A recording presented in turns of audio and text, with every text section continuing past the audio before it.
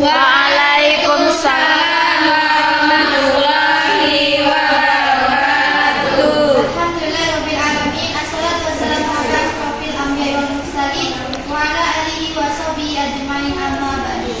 Puji syukur kita atas kehadiran Allah Subhanahu wa taala yang mana telah memberikan nikmat sehat sehingga kita masih bisa berkumpul di dalam kelas yang kita cintai ini.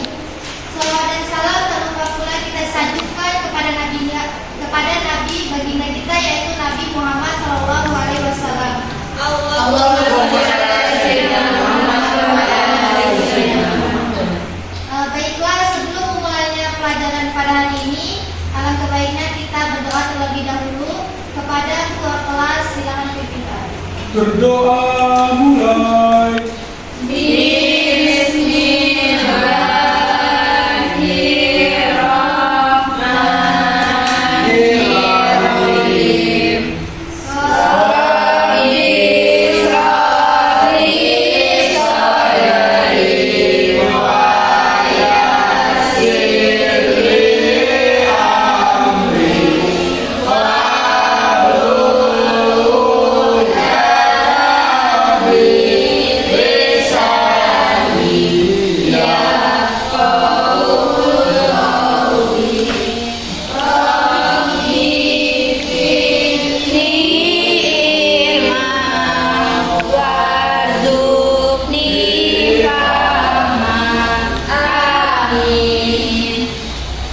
Baiklah, kita akan absen terlebih dahulu.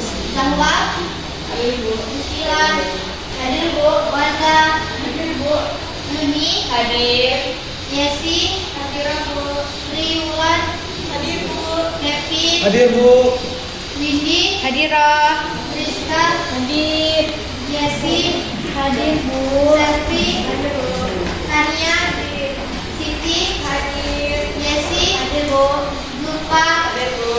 Yunita, hadir Bu. Tegar, Hadir Umi. Wahyu. Hadir Umi. Ada yang tahu kita hari ini pelajari apa?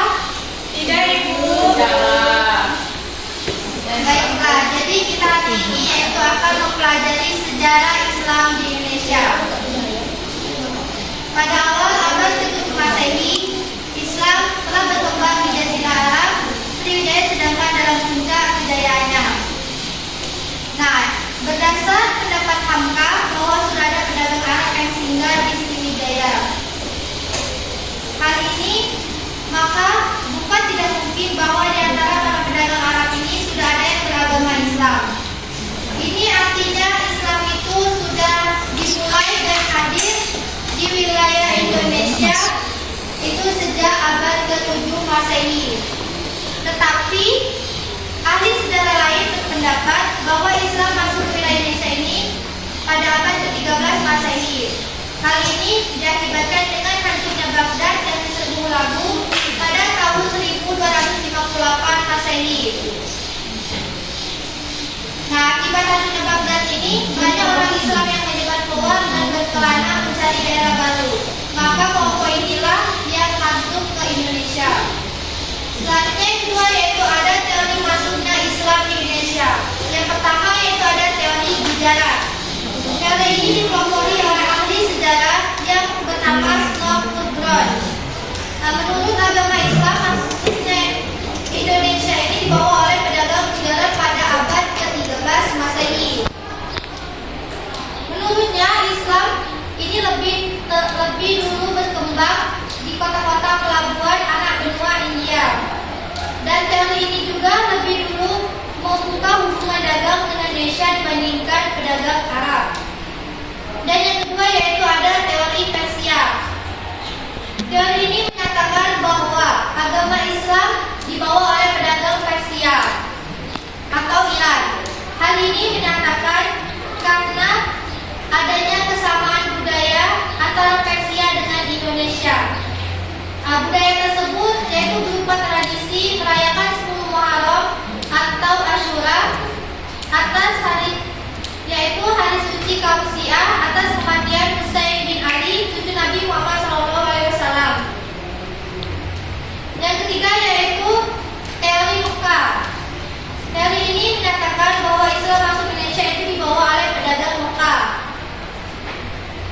yang berupa berlandaskan sebuah berita dari Cina yang menyatakan jika pada abad ke-7 Masehi itu sudah terdapat perkampungan Muslim yang di pantai barat Sumatera.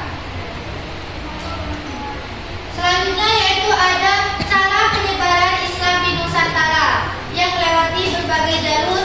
Yang pertama yaitu jalur perdagangan.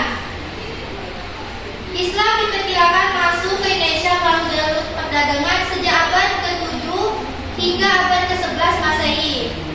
Nah, menurut pernyataannya dari para saudagar dari luar maupun Indonesia sendiri, Islam disebarkan di sepanjang jalur perdagangan pelabuhan seperti Selat Malaka, Samudra, Palembang, disusul Demak, Cirebon, Gresik, Tuban, Makassar, serta Indonesia bagian timur.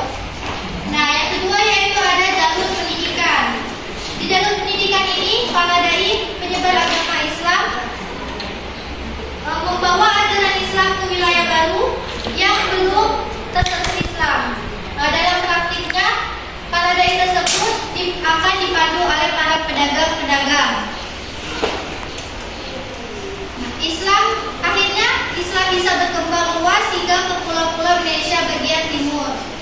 Nah, yang ketiga yaitu jalur akulturasi budaya.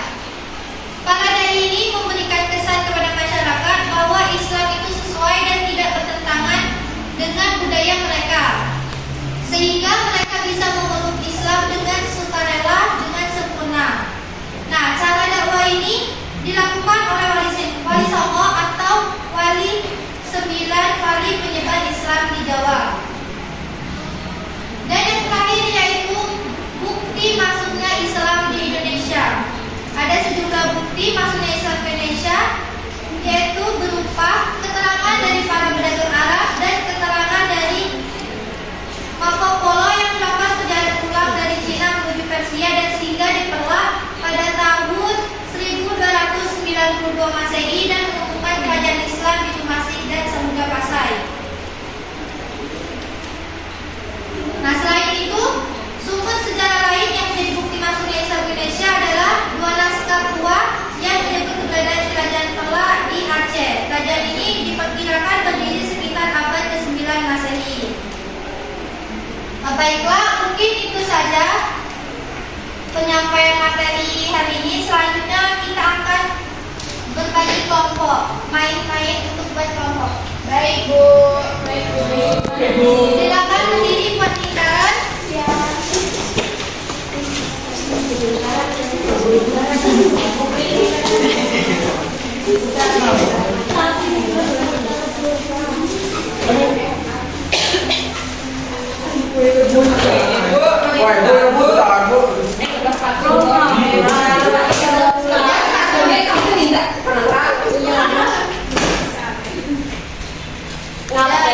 Di sini perintahnya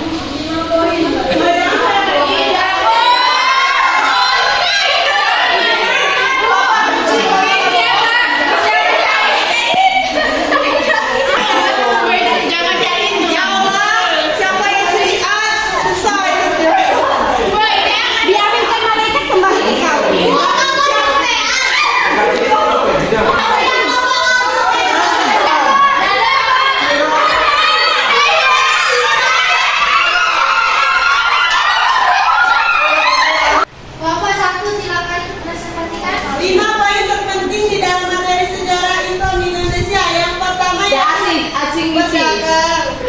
Ya. Kedua, masuknya Islam di Nusantara. Iya. Ketiga, teori Gujarat. Iya.